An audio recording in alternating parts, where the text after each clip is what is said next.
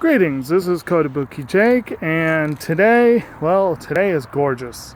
So I figured that I should post a video, since I really am not very good at all about posting to this channel. I figured since it's so nice, I'll go ahead and do a bit of a yard tour. We'll look at some of the things I have blooming around the house and just give you guys a bit of an idea of some of the plants that are favorites of mine or that do well for me. And I'm sorry about the solar glare that I just had in that shot there. I do apologize. Of course, you can see behind me our state tree, the flowering dogwood. And I guess that's as good a place as any to start with. Let's see if I can flip the camera around here.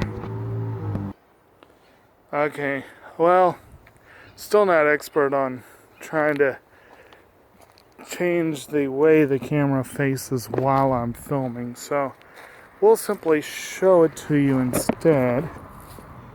That right there. Cornus Florida, aka flowering dogwood. We've got a particularly happy, not huge, but happy specimen growing right there on the edge of the yard. So like I said, I'll walk and talk and show you a few other fun things.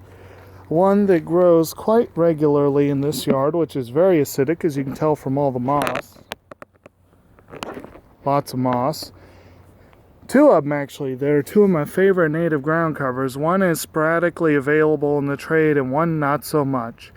The yellow blooms belong to dwarf Canadian cinquefoil, and the dark green paired leaves are partridge berry. That's the partridge berry there, Michella repens. This is potentilla. This is Canadian cinquefoil. Both wonderful ground covers for this climate, particularly for poor acidic soils. The cinquefoil is almost impossible to purchase commercially, but partridge berry is becoming more available and more popular. Here, next to a tree stump, I have two very cool native shrub trees that are becoming more popular, and we have just some little bitty guys going on here. This one here is arrowwood viburnum dentatum, and this guy here is Virginia fringe tree, Chiananthus virginiana. Both excellent plants. Very, very cool. Also over here, I've got one of my all-time favorites. This is Iris cristata, dwarf crested iris. Virginia native, very popular native garden plant. Wonderful summer ground cover. As you can see, it spreads nicely. And then another fun and underutilized ground cover is pussy toes, which is this guy here. These were actually collected near Covington, and they had a somewhat silvery, or more silvery look then. They're very similar to our native plantain leaf pussy toes, but there's about 3 closely related varieties. And I'm reasonably sure that I got a cool one that you don't see so much. Here I have the white flowered form of dwarf crested iris. And behind it you will see both the purple flowered one and rue anemone, Thalictrum thalictroides. Very cool plants. And then I love trilliums. Trilliums are one of my favorites, and this is one that I think is called Little Sweet Betsy. Trillium cuneatum. It's a southern plant that's often been lumped with Trillium sessile. Here you are. You don't see them all that often in the trade, except when you see it listed as sessile. It's very confusing, unfortunately, but I love that one. And right next to it I have wild geranium, Geranium maculatum. Our locally native perennial geranium that supposedly functions as a natural Japanese beetle trap, which is kind of cool. And then here we have green and gold, Chrysogonum virginianum. Once upon a time, you can see the sea of iris next to it, which is mostly white. There was a blue one mixed in there. And then behind there, you see that one actually started from seed, the blue one in the back. But this guy over here, at one time I had the white, the blue, and the yellow all together, and it was phenomenal. It was awesome.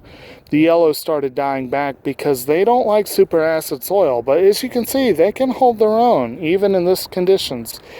And I have a few really cool plants like that, like golden seal, which is very, supposedly, nearly impossible to grow in this climate, but it does fine for me. And I got shooting star there. And then I've got some non-native stuff mixed into, some hostas, lily of the valley, which is way too weedy for my taste and borderline invasive, but they are so pretty. And I do have some hellebore mixed in too. I got Helleborus niger, which is the Christmas rose, and in the back I have purpurissans. I thought I'd lost my purpurissans, and it's back. In fact, I'm going to get closer because of what's next to it. Okay, let's get a little closer, try not to crush stuff. You see, that is Helleborus purpurissans. That is a lemon trillium. Trillium luteum, one of the absolute most awesome trilliums. They are cool, they are very cool. And then you see that really cool looking vine over there? That's a native wild yam, Dioscorea quaternata.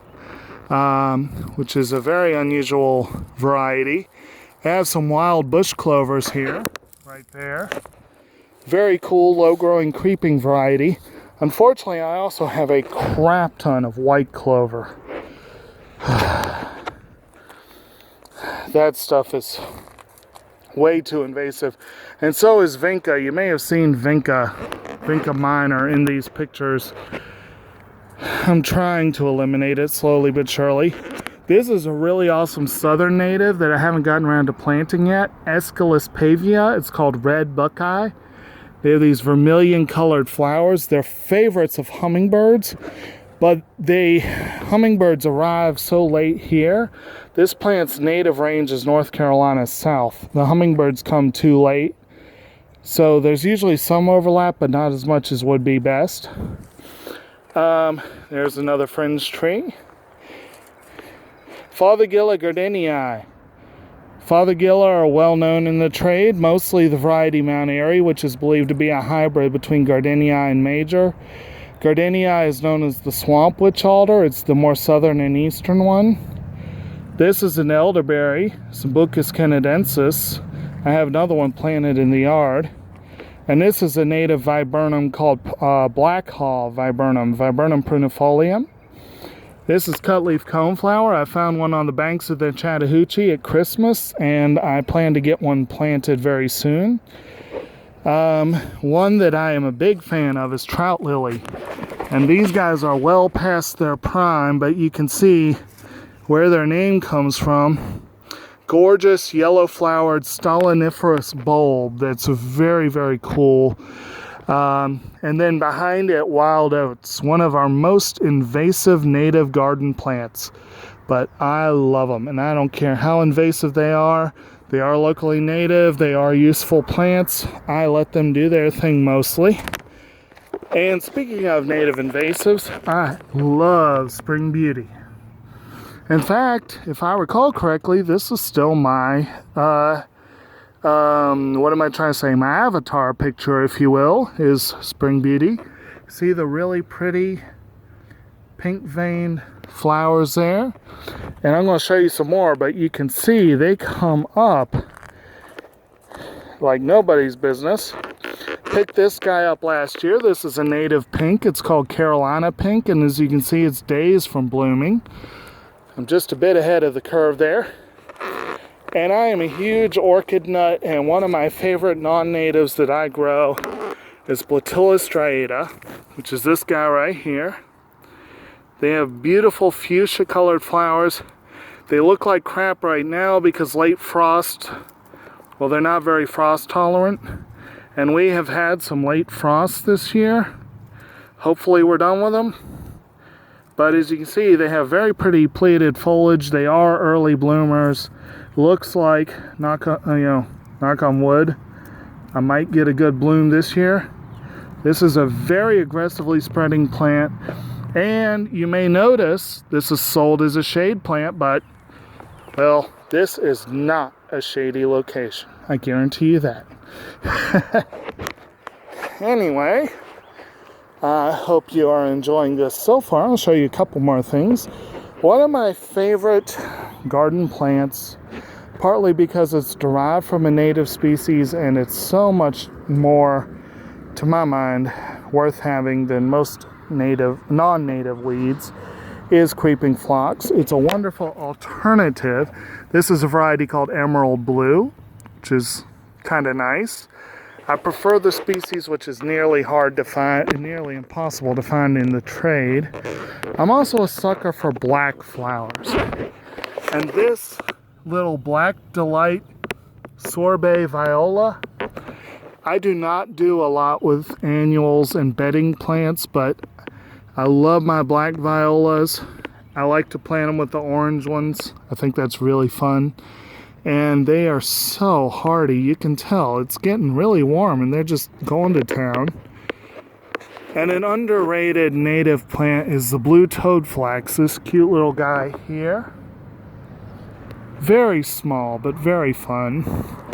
And also, I love me some oregano, and they make a good garden plant. This plant looks rough, but when you consider that prickly pear there, its entire native range is basically the El Paso region, and this plant has been in this garden for at least 10 years.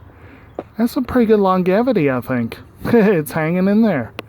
I plan to redo this area soon. This is my so-called desert/Shale-Barrens garden, but I got some really cool ones to show you here. This guy is currently the sole survivor. Voles unfortunately knocked out the main ones.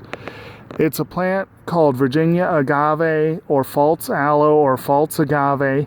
It's a manfreda, not an agave, but it's basically a succulent bulb.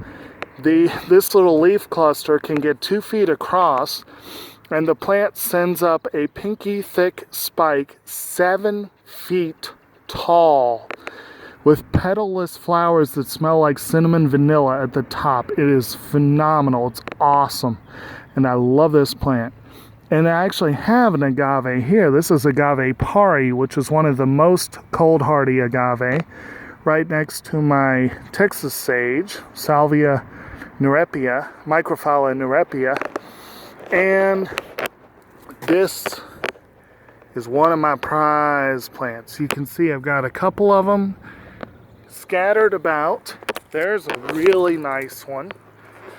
That is Oenothera argillicola, the Shale-Barrens Evening-Primrose, a genuine Shale-Barren endemic plant. They get 3 to 4 feet tall, huge, pale, primrose yellow blooms, about 3.5 inches across, that open at night, fade by 10 a.m. the next day, lightly fragrant, very cool. And I don't know how well you can tell. I hope you can tell all that white and pink. That's mostly my spring beauties. So happy. This is why I say it's one of the ultimate lawn plants. I hate me a lawn, but I like a low mixed turf with lots of fun stuff growing in it. And you can see this is my way of doing a lawn. Well, frankly, my way would be even more extreme, but you know. This is red chokeberry, another favorite of mine. Unfortunately, the variety Brilliantissima, it's impossible to purchase the species, and I decided to purchase a plant. You can find this one wild, not too far from here. As you can see, they sucker well and bloom very well. And you can probably tell by how freaking soggy the ground is that they tolerate moisture like a champ. In fact, my ground here is unbelievably soggy right now. Flame leaf sumac, sorely underrated plant. And unfortunately, to my shame, I added lesser celandine to the yard here, and I am going to have to eliminate it. I have begun doing so, but it's going to be a long process. Gorgeous plant in bloom, but oh man, is it invasive and a wetland lover. Okay, one non-native I make room for is Witch-Alder. I like Witch-Alder. And I've always loved mayapple. This is a very cool little native plant that's very happy there, doing very well. I planted a few of them last fall, and a couple of them I think drowned. The others are hanging in there. Okay, let's continue onward.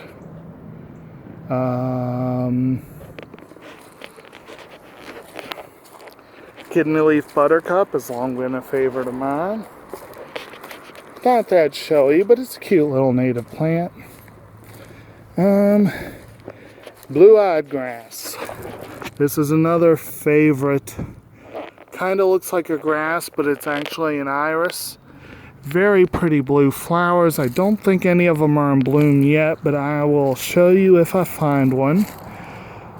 But they come up all over the lawn too, and I fully encourage it. I think it's awesome. Here's a more native pussy toes. You see the bright green leaves. That's more typical of this area. And I have the Maybreeze variation of Phlox divaricata. Early blooming, shade-loving, moisture-tolerant phlox. And right behind them, some little bitty wild gingers. Right in here. Love wild ginger, and I love sweet shrub or sweet bubby, which is this guy here. Very cool maroon, like dark maroon flowers. One plant that I've had for many years now that I really need to plant, and I feel bad for this guy. I really need to plant him. Is this one here. One of the rarer native plants. This is smoke tree.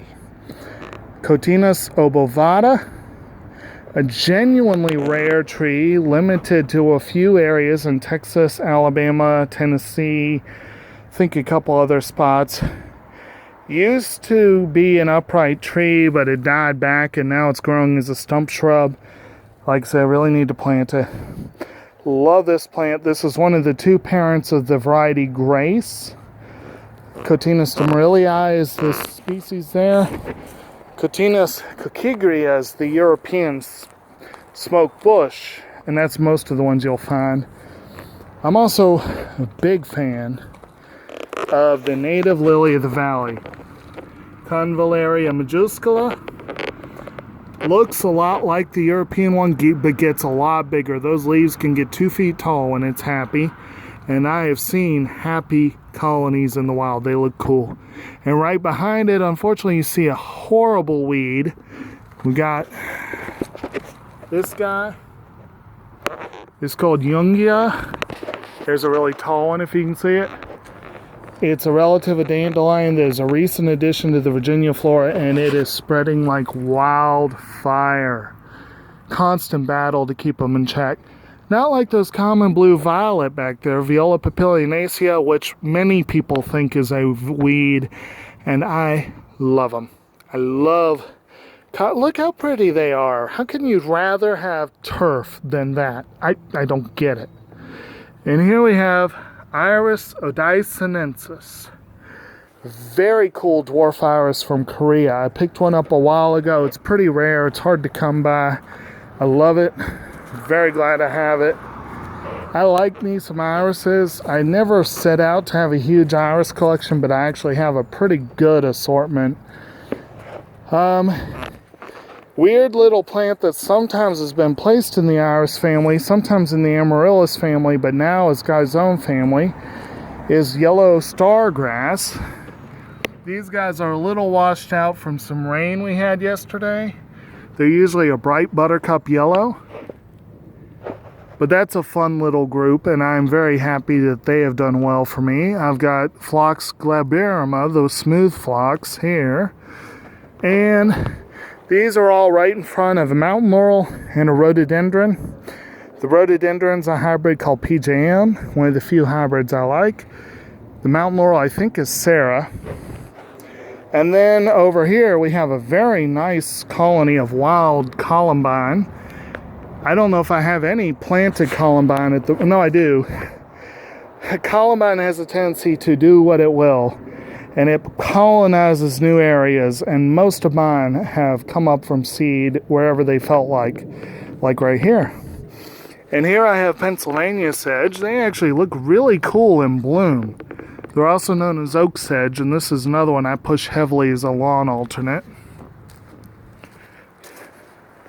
And I did some planting here a couple days ago. I got some, this area obviously is pretty eroded. I have tiger's eye and Grollo sumac, but I planted in a couple cool native or pseudo-native plants. This one is called round-leaved ragwort. Very cute little plant, mostly found in the mountains of Virginia. And then we got Kellerhoe or wine cups, gorgeous fuchsia-colored flowers. It's a mallow from Texas and Arkansas and whatnot. It's supposed to do quite well here. I've had so-so luck with them. And let's come up here on the deck for a minute.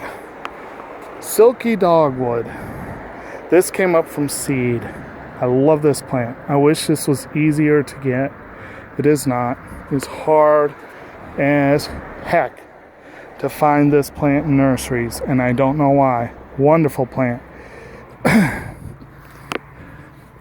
Pachysandra procumbens, Allegheny spurge, the only native boxwood, and it's a wonderful plant. You see the new growth, the spent flower head, and last year's leaves. Umbrella pine. This is a true fossil. It's like ginkgo. There are no living relatives. It's a Japanese tree. We got some really small ones at the nursery, and I repotted it into a slightly larger pot, and it has done fairly well. I'm amazed. I look forward to seeing what this guy will do with time. And then here is golden ragwort. This is a native marsh-loving one related to the round-leaved ragwort. At least I'm reasonably sure it's Pachara aurea. You see the blooms where its name comes from. I collected this from the nursery last year. I was like, that looks like ragwort. I should see if it is. And well, lo and behold, it is. I'm loving this. I also collected some lobelia, so we'll see how they work.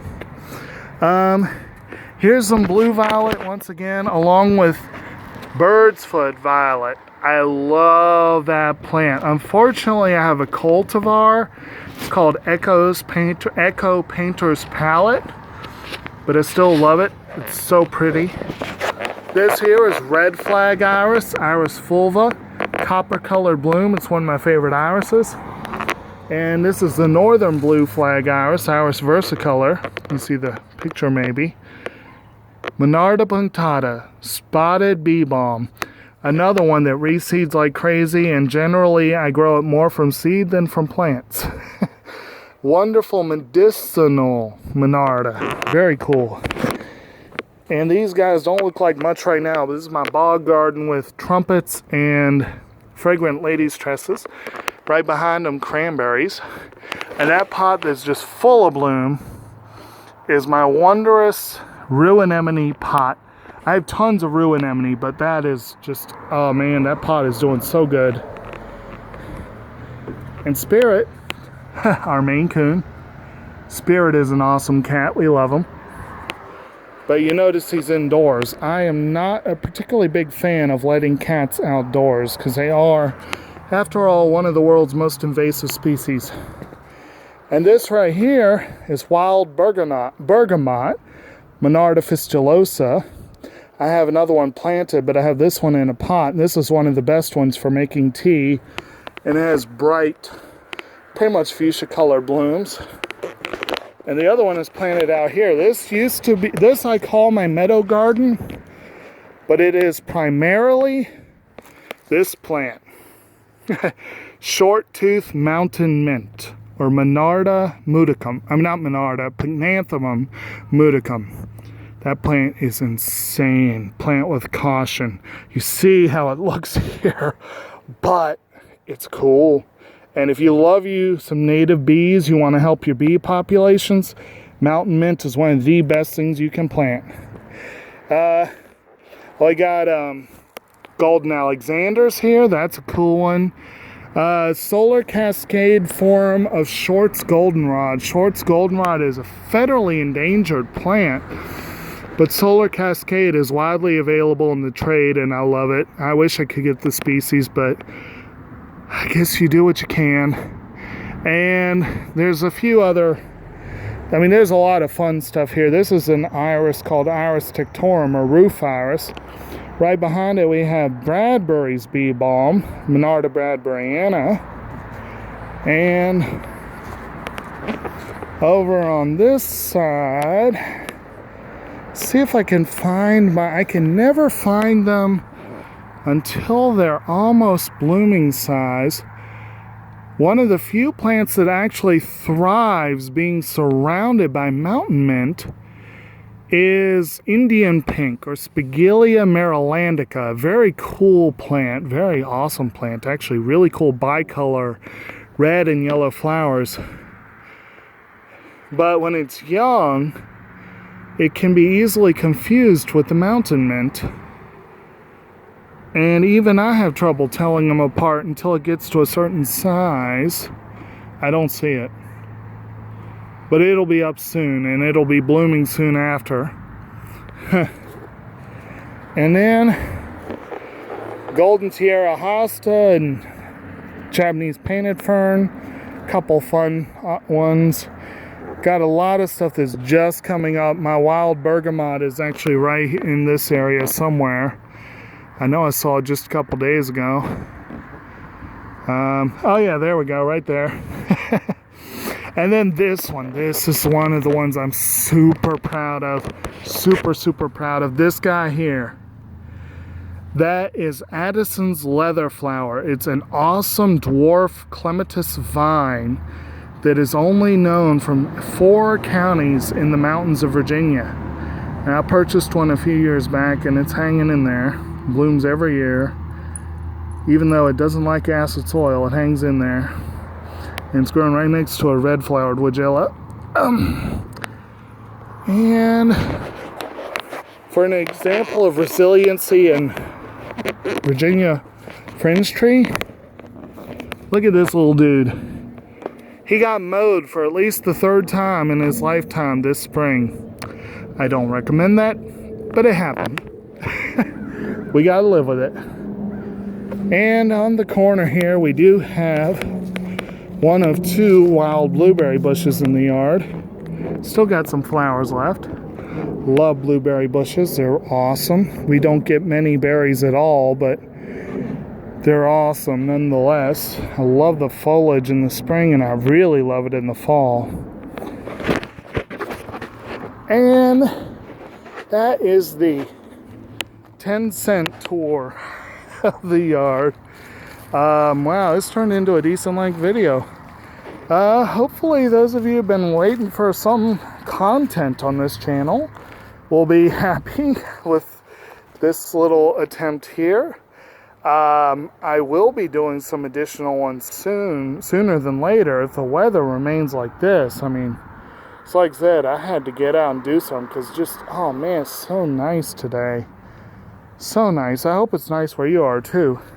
I'm going to try and get this uploaded very soon, probably within the next day or 2. I don't do the level of editing with these videos that I do with my videos for Septum Sin, so should be up soon. Anyway, thanks for watching. If you have any questions about anything that you saw or anything that you think you've heard me talk about or you'd like to see more of, let me know. I will be doing some more, shall we say, wild videos soon, sort of going out into the, as Ernest says, where nature really lives. Those will be coming up soon, so look forward to it. Like, subscribe, and once again, thanks for watching. Bye.